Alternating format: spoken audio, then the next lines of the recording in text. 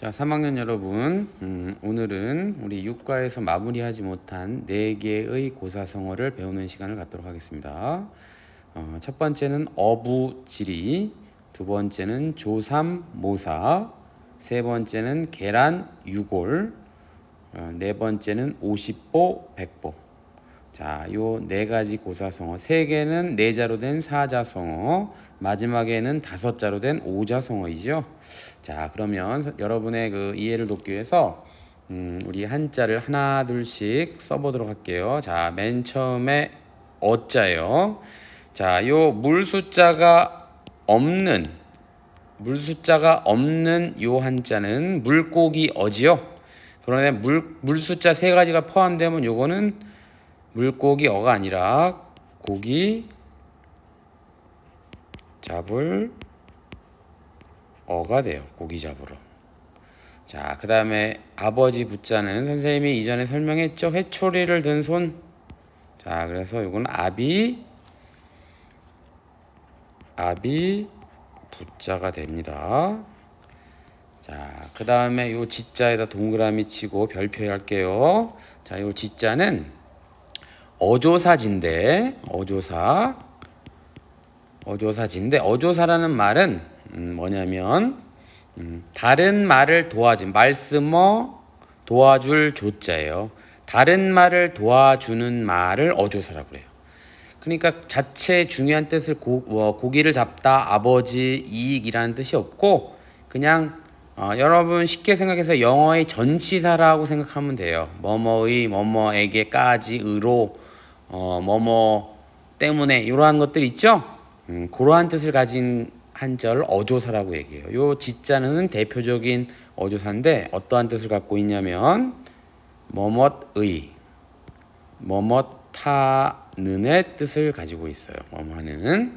즉, 이 한자와 이 한자 사이에 지가 붙음으로 해서 앞에 한자가 뒤에 한자를 꾸며주는 역할을 한다. 그래서 앞에 게 명사면 뭐뭐의, 앞에 게 용언, 즉 동사나 형용사, 뭐뭐 한다, 예쁘다 이렇게 되는 한자면 뭐뭐하는, 뭐 이렇게 꾸며주는 어조사로 돼요. 그 얘가 어부지리가 있죠. 자, 이따 설명하도록 하고, 네 번째 리자는 우리 이로울 리자죠. 이로울 리. 그래서 읽으면 뭐예요? 어부지리가 돼요. 어부지리. 그러면 요 지자는 어부는 고기 잡는 아버지를 어부라고 하고, 지자는 어조사의라고 하고, 리자는 이로울리니까 어떻게 우리 직역하면 되겠어요? 어부의 이익 이렇게 풀이 되겠죠? 이로움 이익 이렇게 해석되겠죠? 자, 그런데 요것이 중요한 것이 아니고 속뜻이 더 중요해요. 이거는 겉뜻이죠. 겉에 표현된 뜻. 그럼 어부가 물고기를 많이 잡아서 이익을 보았느냐? 아니에요. 그래서 어부지리라고 쓸 때는 또 다른 뜻이 있어요. 그것을 속뜻이라고 하는데, 자, 이것은 이러한 뜻이에요. 여러분들 어렸을 때 이야기책을 본 사람도 있을 텐데, 옛날에 도요새가 하늘을 날다가 해변가에 있는 조개를 발견했어요. 배가 고픈 도요새가. 그래서 조개를 잡아먹으려고 이제 조개의 살을 탁 집었는데 조개도 이제 죽지 않으려고 어떻게 했겠어요?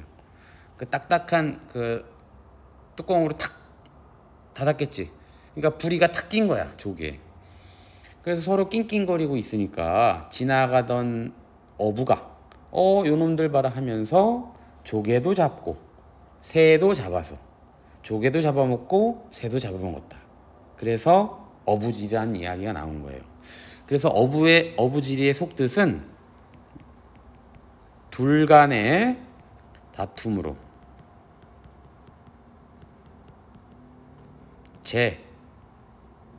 제3자가 이득을 얻음이란 뜻이에요. 둘 간의 다툼으로 제3자가 이득을 얻다. 예를 들어서 만약에 우리나라하고 북한하고 전쟁이 난다면 어느 나라가 이득을 얻을까요? 우리나라처럼 컴퓨터나 배나 TV나 냉장고나 자동차나 이런 것을 많이 이 만드는 나라가 이롭겠죠. 왜냐하면 북한하고 우리나라하고 전쟁이 나면 둘 다 망하니까 완전히. 그렇죠?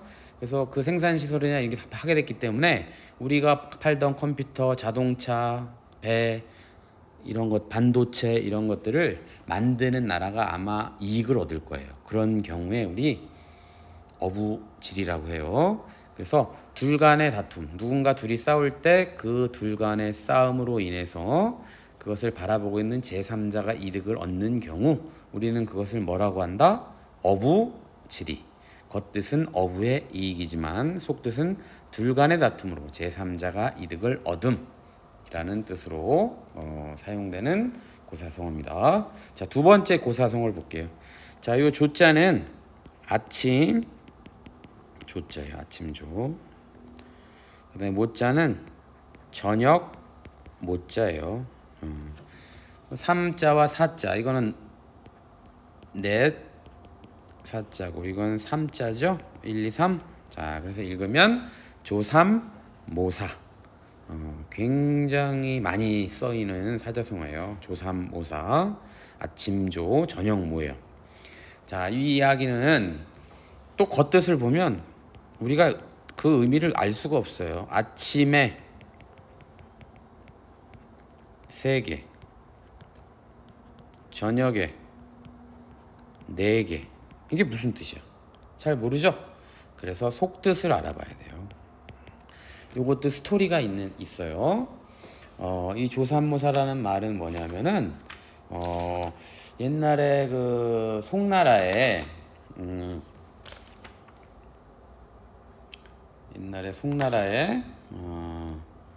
저공이라는, 저가 이제 원숭이 저자인데 저공이라는 부자가 살고 있었어요. 근데 이 저공이 애완용 원숭이를 길렀어. 수백 마리를. 자기 정원에다가 이제 애완용 원숭이를 길렀는데 원숭이들의 먹이로서 도토리를 줬어요.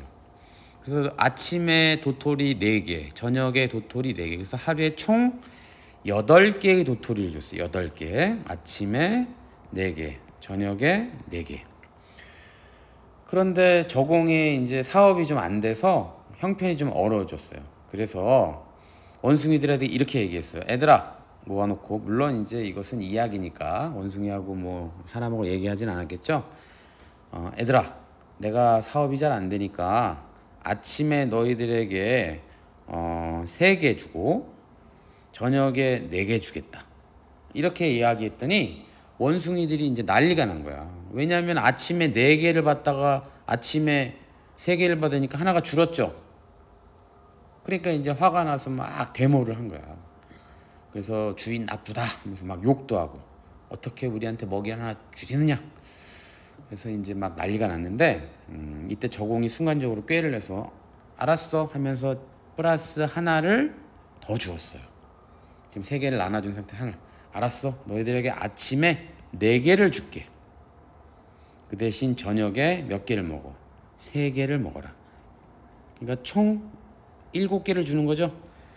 아까 처음에 얘기했던 내용과 지금 얘기한 내용이 총 7개로 차이가 없죠. 그런데 순간적으로 앞에 3개 있다가 하나가 더 생기니까 원숭이들은 박수를 치면서 우리 주인 최고다 이렇게 얘기했다는 거예요. 그게 조삼모사예요. 그래서 이 속뜻은 뭐냐면 이 저공처럼 교묘한 말로 남을 속이거나 속을 때, 교묘한 말로 남을 속이거나 속을 때 쓰는 말이 조삼모사예요. 그러니까 나라에서 어떤 정책을 할 때 매달 10만 원씩 해서 120만 원의 세금을 가져가나 12월 달에 한꺼번에 120만 원의 세금을 가져가나 결국에 120만 원을 가져가는 걸 똑같죠. 그런데 1월 달에 국민들한테 이제 세금을 걷지 않겠소, 작년에 걸었던 10만 원을 걷지 않겠소 라고 하면 국민들이 좋아하죠. 근데 결국에는 12월 달에 그동안 안 냈던 세금을 다 걷어가면 어때요? 결과는 같지만 국민들은 속는 거죠. 자, 그러한 경우에 우리 조삼모사라고 해요. 그래서 교묘한 말로, 영리한 말로 남을 속일 때, 결국 결과는 같은데 그 상황을 잘 속일 때 우리는 조삼모사라고 한다 이 얘기예요. 자, 이제 세 번째는 한자가 좀 어렵죠. 자, 요 한자 참 재미난 한자예요. 닭, 개자. 저번에 선생님 설명했죠. 어찌 새이겠는가? 그래서 닭, 개자죠. 저번에 설명했어요. 알, 란, 그 다음에 빈대수 높은 한자 있을, 유, 그 다음에 뼈, 골자에 골절 할 때 뼈골. 근데 여기다가 여러분들 나중에 요 골자에는 별표를 하고 유의해서 봐야 돼요. 자, 왜냐면 이것은 뼈라는 뜻으로 쓰이지 않고 골았다. 우리 15세기에 골았다가 바로 지금 우리 철자법이 많이 바뀌었죠? 골았다 이런 뜻이에요. 우리 계란이 썩으면 우리 뭐라고 그래요? 골았다 이렇게 얘기하죠? 그러나 이러한 철자법이 완성되기 이전에는 그냥 골았다 이렇게 표기했어요. 그래서 골자를 소리로서 사용한 거예요. 소리. 뼈라는 뜻으로 사용한 게 아니라 골이라는 소리를 사용해서 사자성어를 만들었어요. 그러니 이것은 중국의 사자성어가 아니라 어디의 사자성어겠어요? 우리나라 고유의 사자성어예요. 그래서 직역하자면 겉뜻은 뭐겠어요? 계란이 고름이 있다 이렇게 했을 때겠죠? 그래서 겉뜻은 계란이 골았다, 즉 썩었다 이런 뜻의 사자성어예요. 그럼 계란이 썩었다라는 우리 겉뜻만 보고 이 뜻이 사용되는 상황을 우리 이해할 수가 없죠. 그래서 여러분들 속뜻을 알아야 되는데 위에 사자성어와 마찬가지 이것도 스토리가 있어요. 자, 계란 유골이라는 말은 우리나라의 그 세종을 비롯한 3대 임금을 모셨던 황희정승이라는 유명한 분이 계셔요. 선생님이 다음 시간이 나면 황희정승에 대한 스토리가 너무 많아요. 우리나라 굉장히 관심이 많았던 사람 같아요. 정승이라고 말하면 지금 현재 국무총리라고 할 수 있어요. 이 황희정승이 세종대왕이 황희정승의 집을 가봤더니 정승이면 높은 관직인데 집안에 비가세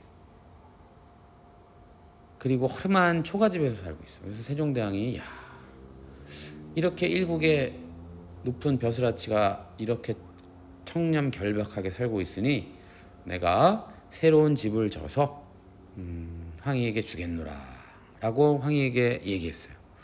그랬더니 황희가 거부했어. 왜냐하면 세종대왕과 황희정승과 굉장히 친했거든요. 싫습니다. 제가 어찌 사사롭게 왕으로부터 집을 받을 수가 있겠습니까? 그러면서 그 허름한 집을 계속 고수하며 살았어요. 그래서 세종대왕이 국가의 명령을 내려서 날짜 하루를 딱 정했어. 그래서 6월 5일 이 날에 옛날에는 우리 서울 사대문 안에 여기 이렇게 북대문, 동대문, 서대문, 남대문 있었죠? 현재 숭례문, 전라도, 경상도, 충청도에 오는 모든 물산들이 밑에 지방 것이 어디를 통과해? 남대문을 통과해서 들어왔죠. 옛날에는 요 서울을 둘러싼 성곽이 있었어요. 그 요 문을 통해서만이 한양으로 들어올 수가 있었단 말이야. 근데 요 남대문을 통해 들어오는 모든 물산을 하루 황희정승에게 다 주겠노라 이렇게 명을 내렸어. 황희정승도 어쩔 수 없이 그건 받았어요. 그런데 그날따라 비가 오기 시작하는 거예요. 아침부터. 그래서 이 남대문을 지키던 수문장도 평소에 황희정승을 존경해가지고 평소에는 쌀도 들어오고 닭도 들어오고 소도 들어오고 온갖 과일도 들어오고 많은 물산들이 남대문을 통과해서 한양으로 들어오는데 그래서 자기는 그걸 다 구입해가지고 국가의 돈으로 황희정승을 드리고 싶은데 아침부터 거센 비가 내리니까 아무것도 들어오는 것이 없는 거예요. 너무 안타까웠지. 그래서 이 저녁이 약속한 그날 하루 저녁이 돼서 이 수문장이 황희정승 집에 가서 죄송합니다.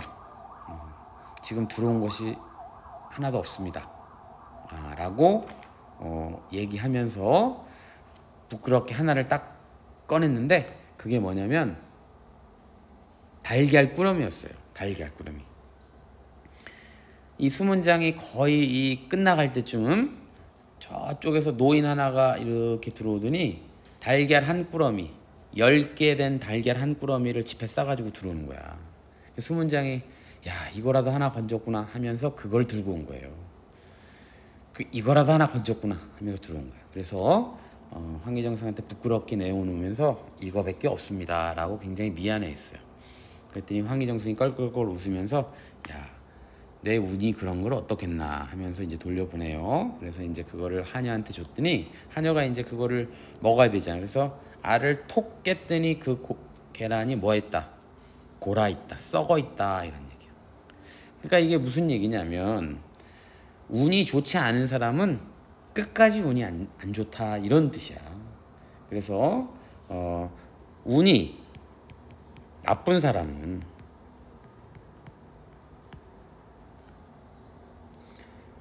모처럼의 좋은 기회도 잘 일이 안 됨이란 뜻이에요. 계속 운 없이 살다가 한번 좋은 운이 들어올 것 같았는데 알고 봤더니 나중에 그 일이 잘 안 성사되지 않을 때 우리는 뭐라고 해요? 계란 유골. 황희정승의 계란이 고른 것과 같다. 이런 뜻으로 우리 계란 유골이라는 사자성어를 만들었어요. 그래서 이것은 국산 사자성어입니다. 그래서 계란 유골 살펴봤고요. 이제 마지막 50보 100보. 이거는 5보고요. 이거는 10자고요. 이게 걸음 보병할 때, 경보할 때, 그리고 100 100자고요. 그다음에 이거 걸음 보자죠. 자, 그래서 읽으면 50보 100보, 50보 100보라는 뜻이에요. 이거는 중국에서 유래된 고사성어인데 우리 겉뜻은 뭘까요? 겉뜻 50걸음 100걸음 이란 뜻이죠. 이것도 우리 알 수가 없어, 속뜻을. 그래서 스토리를 또 얘기해 줄게요. 옛날에 전쟁터에서 춘추 전국 시대에 전쟁터에서 선생님 춘추 전국 시대 중요하다고 그랬죠? 막 양측에서 전쟁터에서 막 싸움이 일어났어요. 창칼이 막 부딪히면서. 그런데 한 병사가 너무 무서워서 도망을 갔어요. 50보를. 그리고 숨었어. 그래서 이제 전쟁터를 지켜보고 있는데 같은 편이었던 또 다른 하나의 병사가 도망갔어요. 쭉 더 도망가. 그래서 100보를 도망갔어요. 그리고 전쟁이 끝났어. 이 50보를 도망간 병사가 100보를 도망간 병사한테 따졌어요. 야, 너는 어떻게 비겁하게 100보만 도망가냐? 100보나 도망갈 수가 있느냐? 나는 50보밖에 안 도망갔는데 하고 따졌다는 얘기가 바로 50보 100보예요. 결국 그놈이다 이런 얘기야. 그러니까 핸드폰을 훔친 도둑이 자동차를 훔친 도둑한테 야, 이 도둑놈아, 너는 어떻게 자동차를 훔칠 수 있느냐? 이 얘기예요. 결국 핸드폰을 훔치나 자동차를 훔치나 본질은 어때요? 둘 다 도둑놈이죠? 그래서 이 한자의 속뜻은 정도의 차이는 있지만 본질적으로 같을 때 뭐라고 그래? 50보 100보예요. 숙제를 안 해온 학생이 3번을 안 해오거나 또는 10번을 안 해오거나 본질적으로 숙제 안 해온 행위는 똑같죠? 정도의 차이는 있지만 본질적으로 우리 같을 때. 그래서 속뜻은 정도의 차이는 있어. 그러나 그 본질, 도둑놈, 도망자, 탈영병, 본질은 뭐 할 때? 이것을 50보 100보라고 그래요. 우리 겉뜻은 50걸음 100걸음 정도의 차이는 있으나 본질은 같은 것. 이럴 때 우리 50보 100보를 사용합니다. 그래서 오늘은 4가지 고사성어에 대해서 배워봤죠. 자, 어부지리, 조삼모사, 계란유골, 그 다음에 50보 100보. 다음 시간에는 우리 7과에 대해서 배우는 시간을 갖도록 하겠어요. 자, 오늘 수업은 여기까지 하도록 하겠습니다.